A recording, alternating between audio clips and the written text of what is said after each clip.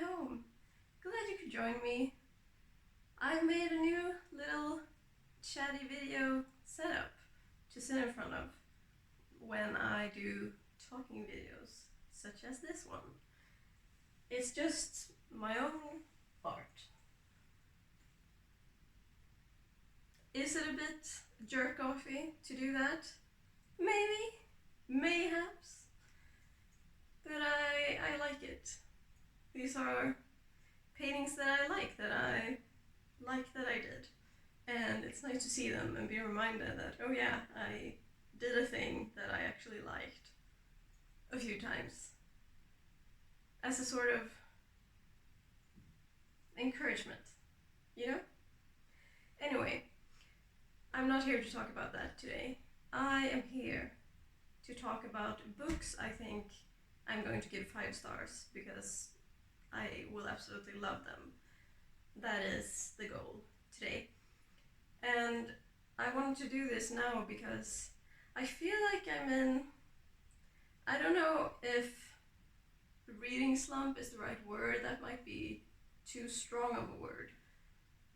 But I am, like, I've just been browsing, I've been looking at my shelves, I've been browsing for audiobooks, and I've just felt like, not now, about everything, which feels like a slump. So I pulled these out from my physical TBR as 6 books I think I am going to love. And I'm gonna tell you about them. And then we can check in later and see if I was right. Maybe. So 2 of these I have talked about before. So we'll start with those, because I will keep it brief. China Miéville, Kraken. I was gonna read this in March for the Wargames readathon, but then I felt like I wanted to take my time with it because I think I'm gonna love it so much. And I was running out of time by the end of the readathon, so I decided to save this one for later. And I mean, it says Kraken, so there's gonna be monsters. I love monsters. It's set in the Natural History Museum. I love natural history museums. And China Miéville has yet to disappoint me. He is so good. He is the measure for me for fantasy and science fiction writing. I have loved everything I read by him, so it should be a safe bet to say I'm gonna love this one. I've also heard that the monster's gonna strike in it, which I am so excited for. And then a book I actually bought earlier this year, which I now feel very guilty about, but I didn't know then that I was gonna leap into this financially insecure artist life. So that's my excuse. Frankenstein in Baghdad by Ahmed Sadawi. And this one, I just think is going to be so good.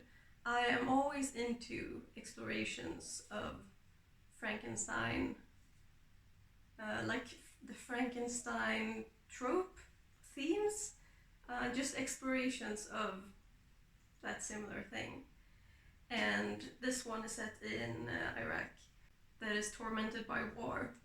And the book follows a character named Hadi who collects body parts and sews them together to give these people a funeral they were never going to get. And then that body disappears. So the author has said that he sees this as his anti-war manifesto. And I just think that this is going to be so good, like exploring real world issues in a pretty hands-on way with tools from fantasy and science fiction. I just think I'm gonna love it. It sounds like exactly my shit.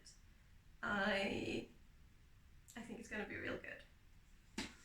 I was thinking about if I should save this for Gothtober, the Gothic Fiction Readathon in October, But October is so far away, and I'm spooky all year round, so we'll see.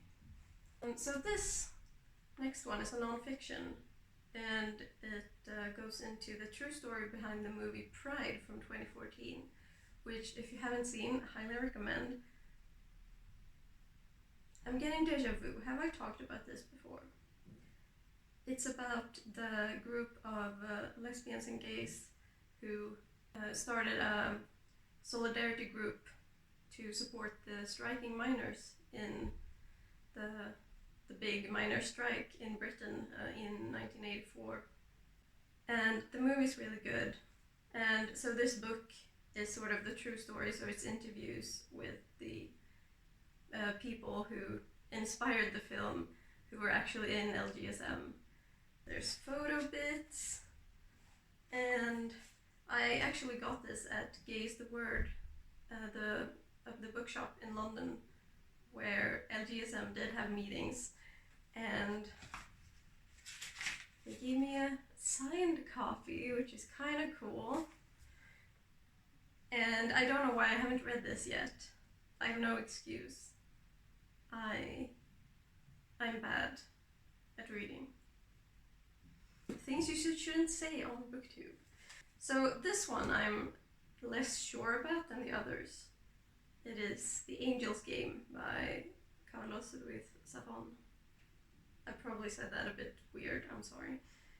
The premise of this one is a gothic fiction writer makes a publishing deal with the devil, ? Or is it an angel? I mean, the title would suggest angel, but he's not having a good time with it. That's pretty much all I know. But I do remember reading The Shadow of the Wind by the same author like a decade ago, and I remember I really enjoyed it. I actually should reread that probably. That would be fun. So that's why I think I'm gonna enjoy this one. It's supposed to be suspenseful, and it involves gothic fiction and deals with the devil. Like, I don't know. I think I'm gonna be very into it. So, Beartown by Fredrik Backman. It feels super weird and stupid to say his name in an anglicized way when he's Swedish and I'm Swedish.